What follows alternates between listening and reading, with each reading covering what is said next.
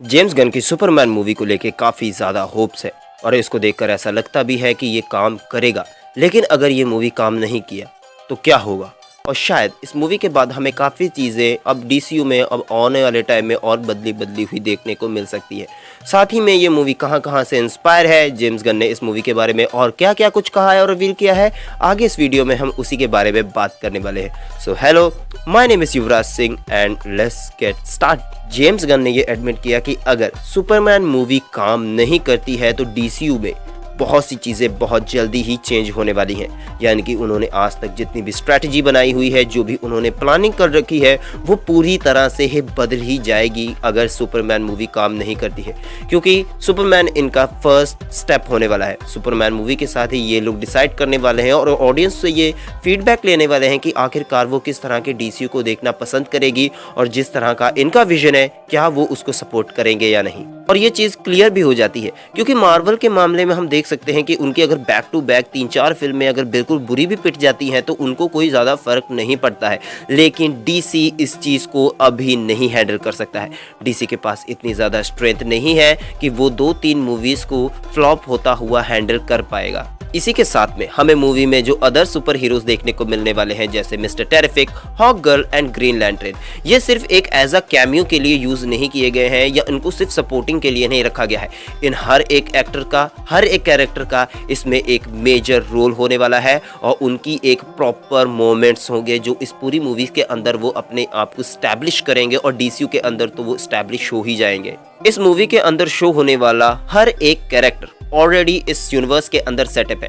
इसका मतलब ये है कि हमें ये नहीं दिखाया जाएगा कि वो सुपर हीरो कौन है, उसकी पावर्स क्या है, वो कहाँ से आया या क्या वो था, ऐसा कुछ भी नहीं दिखाया जाने वाला। इस मूवी के अंदर जितने भी हमें सुपर हीरोज देखने को मिलने वाले हैं वो ऑलरेडी स्टैब्लिश होंगे और हमें बस उनकी ये जर्नी देखने को मिलेगी। तो इससे ये चीज़ तो क्लियर हो जाती है कि अगर मूवी देखने से पहले हमें अगर कोई नया सुपर हीरो देखने को मिलने वाला है तो यही है कि हम घर से ही होमवर्क करके जाए। ये कहने का मतलब यह है कि हमें पहले से पता होना चाहिए कि आखिरकार वो सुपर हीरो कौन है। साथ ही में जेम्स गन की हमें जो सुपरमैन मूवी देखने को मिलने वाली है, ये सुपरमैन की ओरिजिन के ऊपर बिल्कुल भी लाइट नहीं डालने वाली है। जेम्स गन का कहना है कि सुपरमैन के बारे में हर कोई जानता है, वो पॉप कल्चर का एकदम बिग टॉप 3 का चेहरा है, हर कोई उसकी ओरिजिन को जानता है और वो अपनी मूवी को सुपरमैन की ओरिजिन के ऊपर वेस्ट नहीं करना चाहते। खैर, अगर हम लोगों ने मैन ऑफ स्टील मूवी देख ही रखी है, जो ऑब्वियस सी बात है हम लोगों ने देख रखी है, तो मुझे नहीं लगता है कि हमें सुपरमैन की दोबारा से ओरिजिन देखनी होनी चाहिए।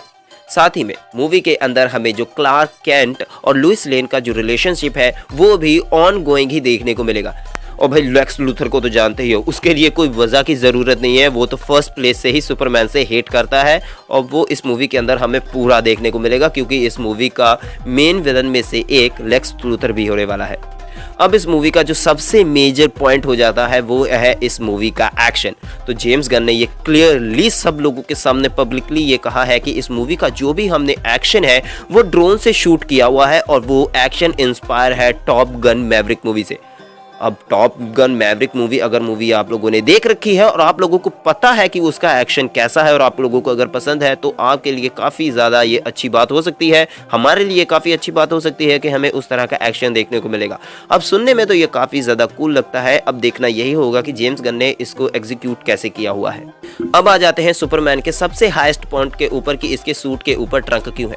तो जेम्स गन का यही कहना है कि ये जो सजेशन था ये डेविड कॉरेंसवेट ने ही उनको दिया था। उनका कहना था कि हम एक सूट को ऐसे ही नहीं रख सकते, अगर हम सूट के ऊपर क्लासिक सुपरमैन को देखते हुए अगर सूट के ऊपर ट्रंक देते हैं तो ये काफी ज्यादा एक होप का सिंबल बनेगा और स्पेशली ये बच्चों के लिए होगा कि उसे सुपरमैन से डरने की जरूरत नहीं है, वो एक होप है, वो एक उम्मीद है और वो उसका दोस्त है। खैर, एक ऐसा दोस्त तो मैं भी अपनी लाइफ में डिजर्व करता हूँ जो मुझे डराए नहीं बल्कि मेरे लिए होप बने। अब बात कर लेते हैं मूवी के ऊपर। मूवी की स्टार्टिंग जेम्स गन ने यह क्लियर किया कि वो एक मिडल एक्शन सीक्वेंस से ही स्टार्ट होने वाली है, यानी कि सुपरमैन इस यूनिवर्स के अंदर ऑलरेडी सेटअप है और जो नहीं दिखाई जाएगी वो अपनी क्लार्क केंट और सुपरमैन की लाइफ को सॉर्ट आउट कर चुका है, उसके पास लड़की है, ढेर सारे दुश्मन है जैसे लेक्स लूथर हो गया और इस मूवी की स्टार्टिंग उन्हीं सब के बीच में से ही शुरू होगी। मूवी के अंदर ह्यूमर होगा लेकिन जरूरत से ज्यादा नहीं होने वाला, हमें एक सेटल ह्यूमर देखने को मिलेगा जो हमें लगता है कि बेस्ट पॉइंट पे ही देखने को मिलेगा। लेकिन इसके अलावा हम इसमें इतना ज़्यादा ह्यूमर नहीं कंसिडर कर सकते जैसा हमने सुसाइड स्क्वाड